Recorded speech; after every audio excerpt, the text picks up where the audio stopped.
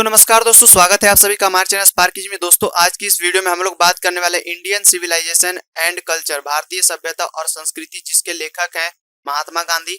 इस चैप्टर के हम लोग ऑब्जेक्टिव क्वेश्चन जो मोस्ट इंपॉर्टेंट होने वाले हैं, जो आपके बिहार बोर्ड के 2020 एग्जाम में आपके पूछे जा सकते हैं, उन सभी एमसीक्यू क्वेश्चंस को हम लोग करेंगे बारी बारी से।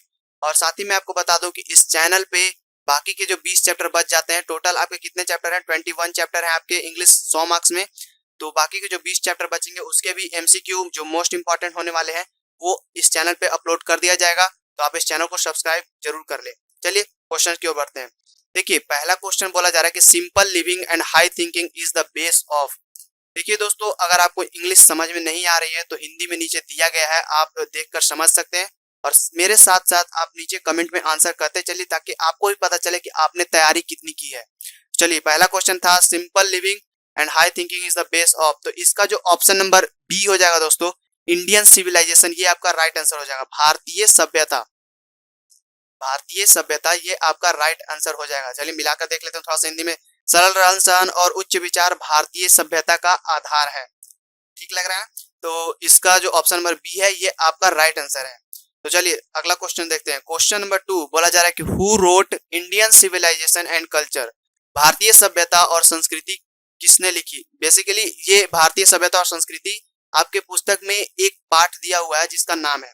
तो इंडियन सिविलाइजेशन एंड कल्चर पाठ के जो लेखक हैं वो कौन है? जाकिर हुसैन, राजेंद्र प्रसाद, महात्मा गांधी, इंदिरा गांधी। तो इसमें जो आपको ऑप्शन नंबर सी है महात्मा गांधी, ये आपका राइट आंसर हो जाएगा। पहले ही पेज पे आपने उनकी तस्वीर देख रखी होगी, अगर नहीं देखी तो चलिए दिखा देता हूं। देखिए यहाँ पे महात्मा गांधी जी की तस्वीर थी। चलिए देखिए दूसरा नंबर क्वेश्चन हो गया। अभी आपको सारे क्वेश्चन जो है आसान लग रहे होंगे, क्योंकि एक एक चैप्टर से दिया हुआ है। अभी जब इन सभी को मिक्सअप किया जाएगा, जब सारे 21 चैप्टर को एक में मिलाकर एक वीडियो रिलीज किया जाएगा जिसमें बहुत ही ज्यादा उसमें से इंपॉर्टेंट क्वेश्चन छांट लिए जाएंगे, तब आपको बहुत ही ज्यादा हार्ड लगेगा ये सारी चीजें। तो आप याद करते चलिए कि इंडियन सिविलाइजेशन एंड कल्चर के लेखक कौन है? महात्मा गांधी। और बाकी के जो 21 चैप्टर बचे हैं उनके भी लेखक याद कर लीजिए। इससे आता ही क्वेश्चन है, एक न एक क्वेश्चन आना ही आना है। आपको प्रीवियस ईयर क्वेश्चन भी कराया जाएगा। चलिए चलिए तीसरा नंबर क्वेश्चन देखते हैं। यहाँ पे बोला जा रहा है कि प्रेफर्स स्पिरिचुअलिज्म टू मटेरियलिज्म। यहाँ पे फिल इन द ब्लैंक्स दिया हुआ है, यहाँ पे क्या होगा जल्दी से बताइए, नीचे कमेंट कीजिए। देखिए ऑप्शन नंबर ए जो है महात्मा गांधी, ये आपका राइट आंसर हो जाएगा। महात्मा गांधी भौतिकवाद से ज्यादा अध्यात्मवाद को पसंद करते थे। अध्यात्मवाद जैसे योगी वगैरह जो होते हैं ना, वो लोग ज्यादा अध्यात्मवाद पे विश्वास रखते हैं। तो इस तरह से महात्मा गांधी भी जो थे वो अध्यात्मवाद को ज्यादा पसंद करते थे भौतिकवाद से। चलिए चौथा नंबर क्वेश्चन देखते हैं। ये सब क्वेश्चन इंपॉर्टेंट है। जो तीसरा नंबर क्वेश्चन बताया मैंने वो इंपॉर्टेंट था, सेकंड नंबर भी ज्यादा इंपॉर्टेंट है। वैसे एक बता रहा हूँ ना मैं, आएगा एक वीडियो आएगा जिसमें सारे इंपॉर्टेंट क्वेश्चन आपको मिल जाएंगे।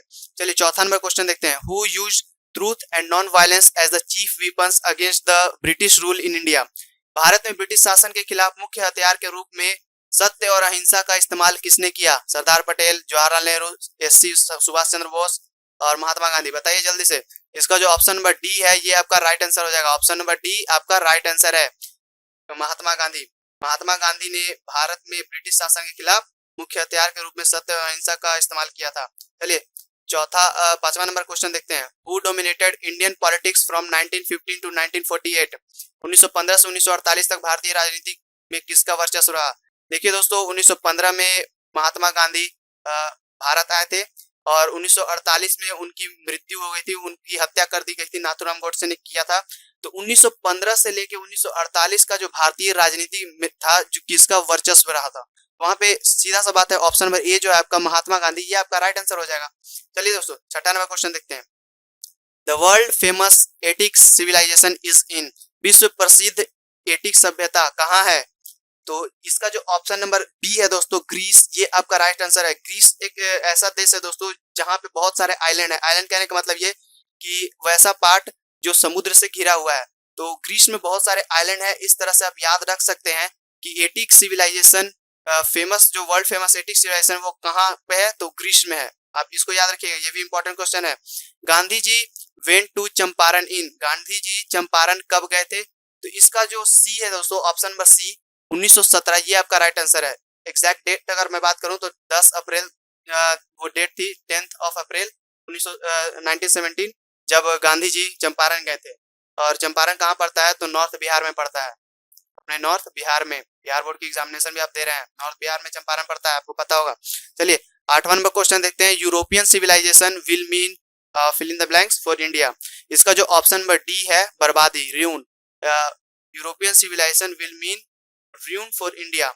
ये क्वेश्चन भी थोड़ा सा इंपॉर्टेंट है, आप लोग देख लीजिएगा। चलिए 9वां नंबर क्वेश्चन देखते हैं, civilisation taught us to be more, क्या होना सिखाता है, टुवर्ड्स वन अनदर। सभ्यता ने हमें एक दूसरे के प्रति अधिक मित्रवत होना सिखाया, क्या हुआ, फ्रेंडली होना सिखाया, मित्रवत होना सिखाया सभ्यता ने। चलिए 10वां नंबर क्वेश्चन देखते हैं, who viewed large cities as snares and useless encumbrances. किसने बड़े शहरों को ललचाव और बेकार क्षेत्रों के रूप में देखा। इसका जो ऑप्शन नंबर डी है दोस्तों, आवर एंसेस्टर, हमारे पूर्वज, उन्होंने बड़े शहर जो थे उनको ललचाव और बेकार क्षेत्रों के रूप में देखा। क्यों देखा, क्योंकि वहां सिर्फ बड़ी बड़ी इमारतें होती जरूर है, लेकिन वहां पे सुख बहुत ही कम मिलता है जितना कि आपको गांव में मिलेगा। तो चलिए दोस्तों 11वां नंबर क्वेश्चन देखते हैं, यहाँ पे बोला जा रहा है who were satisfied with small villages, कौन जो थे छोटे गांव से संतुष्ट थे। इसका जो ऑप्शन नंबर ए है दोस्तों, आवर एंसेस्टर, ये आपका राइट आंसर हो जाएगा। हमारे पूर्वज जो थे छोटे गांव से संतुष्ट थे, उन्हें बड़ी बड़ी इमारतों वाले बड़े बड़े शहर नहीं चाहिए थी, वो छोटी सी चीजों में ही खुश थे। चलिए 12वां नंबर क्वेश्चन बोला जा रहा है कि आवर एंसेस्टर एंजॉयड कौन सा रूल, तो इसमें जो ऑप्शन नंबर बी है दोस्तों, होम रूल, ये आपका राइट आंसर हो जाएगा। और देखिए ये 2018 का पूछा गया सवाल है, तो ऐसे क्वेश्चन बहुत ही ज्यादा चांसेस हैं कि रिपीट हो जाते हैं, तो ये सब इंपॉर्टेंट क्वेश्चन के अंदर आते हैं। चलिए 13वां नंबर क्वेश्चन देखते हैं, यहाँ पे 13 नंबर क्वेश्चन बोला जा रहा है कि who is dead against blind imitation of western civilisation. इनमें से कौन जो है पश्चिमी सभ्यता की अंधी नकल के खिलाफ है, पटेल, नेहरू, गांधी जी, अंबेडकर। इसका जो ऑप्शन नंबर सी है दोस्तों, ये आपका राइट आंसर हो जाएगा। गांधी जी जो थे वो पश्चिमी सभ्यता की अंधी नकल के खिलाफ थे, तो इसका जो ऑप्शन नंबर सी है ये आपका राइट आंसर हो जाएगा। चलिए 14वां नंबर क्वेश्चन यानी 14 नंबर क्वेश्चन बोला जा रहा है कि the people of Europe are inspired by fill in the blanks and Roman writers.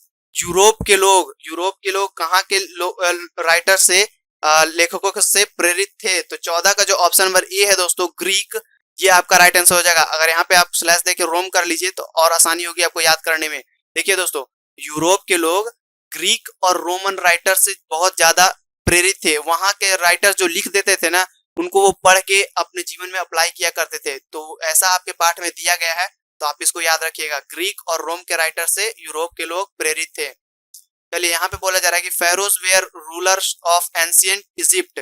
Feroz कहाँ के, प्राचीन मिस्र के शासक थे। कहाँ के शासक थे, प्राचीन मिस्र के शासक थे। और ये जो फेरो आपको मिल रहा है, ये एक शीर्षक के तौर पे यूज किया जाता था वहां के राजा। देखिए यहाँ पे तस्वीर मैंने लगा दी है ताकि आपको याद रह सके कि फेरो जो थे वो प्राचीन मिस्र के शासक हुआ करते थे।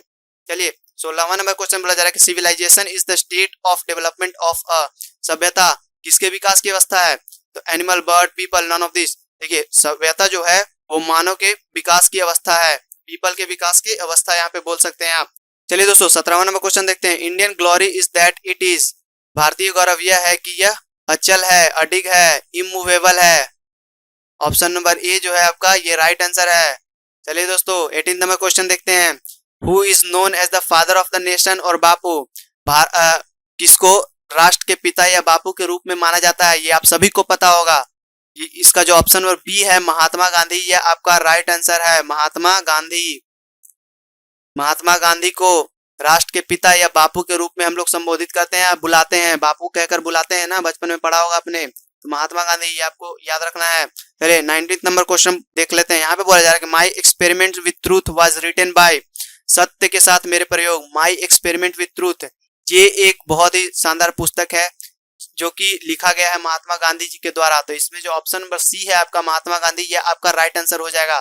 तो ये जो एक आत्मकथा के रूप में है, आगे क्वेश्चंस भी इससे मिले हुए आएंगे आपको। चलिए 20 नंबर क्वेश्चन यहाँ पे बोला जा रहा है कि इंडियन सिविलाइजेशन एलिवेट्स द। भारतीय सभ्यता किसको बढ़ाती है, भारतीय सभ्यता नैतिकता को बढ़ाती है, मोरल बीइंग। इसका ऑप्शन नंबर डी जो है आपका राइट आंसर हो जाएगा। नैतिकता को बढ़ाती है, किसको, नैतिकता को। भारतीय सभ्यता नैतिकता को बढ़ाती है। चलिए 21वां number question, my experiment with truth is an. Okay, यहाँ पे जो क्वेश्चन मैंने अभी बताया था जिसका आंसर वो यहाँ पे क्वेश्चन के रूप में आया है कि सत्य के साथ मेरे प्रयोग एक किस तरह की पुस्तक है, कहानी की है या फिर आत्मकथा है, नोवेल है या फिर बायोग्राफी है। तो इसका जो ऑप्शन नंबर बी है ऑटोबायोग्राफी, आत्मकथा। सत्य के साथ मेरे प्रयोग एक आत्मकथा जैसी पुस्तक है। इसमें गांधी जी ने अपने जीवन से रिलेटेड जो भी चीजें उन्होंने सीखा या फिर जो भी किया, वो सारी चीजें आपको माई एक्सपेरिमेंट विथ ट्रूथ पुस्तक में आपको मिल जाएंगी। चलिए 22वां नंबर क्वेश्चन बोला जा रहा है कि Mahatma Gandhi has written the lesson. Mahatma Gandhi ने कौन सा पाठ लिखा है? ओके, अभी आपको आसान लग रहा हो क्योंकि फर्स्ट पेज पे ही आपने देख लिया कि इंडियन सिविलाइजेशन एंड कल्चर, जिसको लिखा है महात्मा गांधी ने, तो इसका option number C basically right answer हो जाएगा। लेकिन ध्यान ये देना है कि अगर सारे क्वेश्चन मिक्स होकर आ गए तो आपको बहुत ज्यादा तकलीफ होने वाली है। आई हैव ए ड्रीम, बताइए किसने लिखा है I have a dream? Martin Luther king junior. देखिए द आर्टिस्ट किसने लिखा है? तो द आर्टिस्ट लिखा है सिग्गा नावया। ये मैंने आपको अभी बता दिया, महात्मा गांधी। जब मिक्स होके आएंगे तो थोड़ा सा दिक्कत होगा, ध्यान दीजिएगा। अभी तो एक पार्ट से मिल रहा है तो बहुत सारे आंसर महात्मा गांधी मिल रहे हैं और इंडियन सिविलाइजेशन एंड कल्चर मिल रहा है। जब मिक्स होंगे तो थोड़ा सा दिक्कत होगा। द अर्थ किसने लिखा है? जल्दी से कमेंट कीजिए। एच.ई. बेट्स। इस तरह से आपको याद रखना है। आपको राइटिंग समझ में आ रही ना? नीचे कमेंट कीजिए। चलिए 23 नंबर क्वेश्चन में बोला जा रहा है कि गिब्बन इज एसोसिएटेड विथ, 2018 में पूछा गया सवाल, गिब्बन का संबंध किससे है? कौन से देश से है गिब्बन का संबंध? तो इसमें इनका जो ऑप्शन नंबर ए है इटली, ये आपका राइट आंसर हो जाएगा। इनका पूरा नाम देखिए, एडवर्ड गिब्बन। Edward Gibbon. और ये इनकी तस्वीर है, अगर आप याद रख पाए तो आपको तस्वीर भी दे दिया हूं, क्योंकि ये जो एडवर्ड गिब्बन है इनका संबंध इटली से है। इटली से है और ये क्या है? अंग्रेजी इतिहासकार हैं, इंग्लिश हिस्टोरियन, अंग्रेजी इतिहासकार। ठीक है, चलिए 24वां नंबर क्वेश्चन देखते हैं। The invention of which proved a milestone in our development, किसका आविष्कार हमारे विकास में एक मील का पत्थर साबित हुआ? इसका जो ऑप्शन नंबर ए है फायर, यानी कि आग का आविष्कार हमारे विकास में एक मील का पत्थर साबित हुआ, ये आपका राइट आंसर है। ये आपको आसानी से याद भी रहेगा। चलिए 25वां नंबर क्वेश्चन देखते हैं। 25वां नंबर क्वेश्चन बोला जा रहा है who wrote different articles for young India. Young India के लिए अलग अलग लेख किसने लिखे? देखिए दोस्तों, यंग इंडिया उस समय का प्रसिद्ध अखबार हुआ करता था जिस समय महात्मा गांधी भारत आए थे। उस समय से कह लीजिए 1915 से 1948 का। तो उस समय महात्मा गांधी क्या करते थे कि इसमें आर्टिकल्स लिखकर, लेख लिखकर लोगों को प्रेरित किया करते थे अलग अलग चीज करने के लिए। तो कौन क्या करते थे? महात्मा गांधी। इसका जो ऑप्शन नंबर डी है आपका, ये राइट आंसर है। ठीक है, चलिए 26वां नंबर क्वेश्चन देख लेते हैं। The mind is like a restless bird which always remains. मन एक बेचैन पक्षी की तरह है जो हमेशा असंतुष्ट रहता है। हाँ, अनसेटिस्फाइड, असंतुष्ट, unsatisfied. The mind is like a restless bird which always remains unsatisfied. कितना भी दे दो लेकिन मन चाहे कि और थोड़ा थोड़ा और। ठीक है, 27वां नंबर क्वेश्चन देखते हैं। Our ancestor dissuaded us from, हमारे पूर्वजों ने हमें लग्जरी एंड प्लेजर के खिलाफ सलाह दी, विलासता और आनंद के खिलाफ सलाह दी, विलासता और आनंद के खिलाफ सलाह दी। चलिए 28वां नंबर क्वेश्चन देखते हैं। We have been fill in the blanks waste for long, हम लंबे समय से पश्चिम की नकल कर रहे हैं। अब इसका इंग्लिश क्या होगा? तो कॉपिंग बोल सकते हैं या फिर कॉपीड बोल सकते हैं। कौन सा होगा? जल्दी से कमेंट कीजिए। यहाँ पे होगा आपका कॉपीइंग, यानी कि ये आपका प्रेजेंट कंटिन्यूअस में है, कर रहे हैं बोला जा रहा है, प्रेजेंट कंटिन्यूअस टेंस। तो इसमें आपका जो बी है, ऑप्शन नंबर बी, ये आपका राइट आंसर हो जाएगा। ये थोड़ा सा ग्रामर से भी आप मिला सकते हैं, हालांकि ये पुस्तक से ही दिया हुआ है, इस पार्ट का क्वेश्चन ही है। अगर आपको ये वीडियो पसंद आता है तो आप इस वीडियो को लाइक कीजिए, जिससे थोड़ा सा मोटिवेशन मुझे भी मिलेगा। और अगर आप लगता है कि ये शेयर करने योग्य है तो आप शेयर भी कर दीजिए अपने दोस्तों के साथ। और चाहते हैं कि अगर और भी जो पाठ बचे हुए हैं उसका भी ऑब्जेक्टिव क्वेश्चन आपको मिले तो आप इस चैनल को सब्सक्राइब कीजिए। सब्सक्राइब करना बिल्कुल ही फ्री है। चलिए मिलते हैं अगले वीडियो में, धन्यवाद।